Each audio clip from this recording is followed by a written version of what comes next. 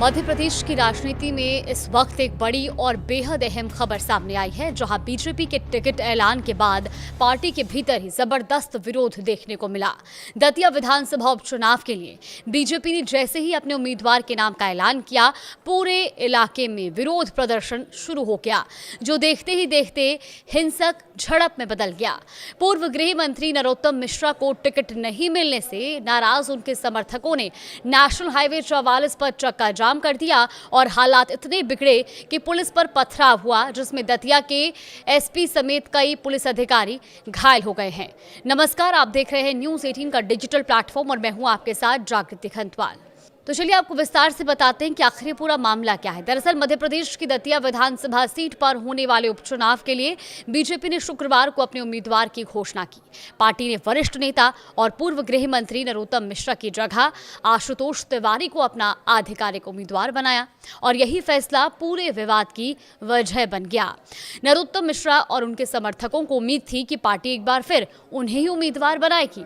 जानकारी के मुताबिक उन्होंने नामांकन फॉर्म भी खरीद लिया था, लेकिन जैसे ही आशुतोष तिवारी के नाम की घोषणा हुई, बड़ी संख्या में समर्थक विरोध में सड़कों पर उतर आए।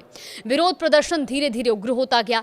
हजारों समर्थकों ने नेशनल हाईवे 44 को पूरी तरह जाम कर दिया और इस चक्का जाम की वजह से हाईवे पर करीब 15 किलोमीटर लंबा ट्रैफिक जाम लग गया, जिसका असर आसपास के जिलों की यातायात व्यवस्था पर भी पड़ा। वहीं स्थिति को संभालने के लिए प्रशासन मौके पर पहुंचा। न्यूज एजेंसी एएनआई के मुताबिक दतिया के पुलिस अधीक्षक मयूर खंडेलवाल ने बताया कि शनिवार शाम करीब 6 बजे से ही लगभग 3000 से अधिक लोग शहर का माहौल बिगाड़ने की कोशिश कर रहे थे। उनके अनुसार प्रदर्शनकारियों ने जबरन बाजार बंद कराए और नेशनल हाईवे पर चक्का जाम कर दिया।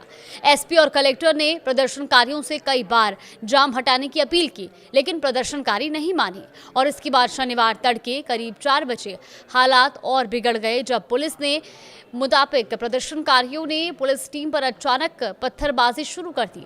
एसपी मयूर खंडेलवाल ने बताया कि हालात बिगड़ते देख पुलिस ने पहले आंसू गैस के गोले छोड़े, लेकिन इसके बावजूद पथराव और तेज हो गया और इस घटना में एसपी मयूर खंडेलवाल, एडिशनल एसपी समेत 6 से अधिक पुलिसकर्मी घायल हो गए और सभी घायलों को इलाज के लिए अस्पताल में भर्ती कराया गया। पुलिस ने इसके बाद दोबारा आंसू गैस का इस्तेमाल किया और बल प्रयोग कर प्रदर्शनकारियों को मौके से हटाया। साथ ही कुछ लोगों को हिरासत में लेने की जानकारी भी दी गई। वहीं पुलिस ने बाकी लोगों को भी सरेंडर करने की चेतावनी दी है। तो एक तरफ जहां ये पूरा मामला लगातार तूल पकड़ता जा रहा है, वहीं इस पूरे मामले में बीजेपी के स्थानीय नेताओं का पक्ष अलग है। बीजेपी के जिला मंत्री भानु सिंह ने आज जब एक बातचीत की तो उन्होंने ये दावा किया कि प्रदर्शन पूरी तरह शांतिपूर्ण था और उनके मुताबिक कार्यकर्ता केवल पार्टी नेतृत्व से ये मांग कर रहे थे कि दतिया का टिकट वापस लेकर नरोत्तम मिश्रा को दिया जाए। उन्होंने आरोप लगाया कि पूरी रात कार्यकर्ता रामधुन गाकर अपनी मांग रख रहे थे, लेकिन पुलिस प्रशासन ने बीजेपी कार्यालय में कार्यकर्ताओं को रोक दिया और उनके साथ सख्ती की।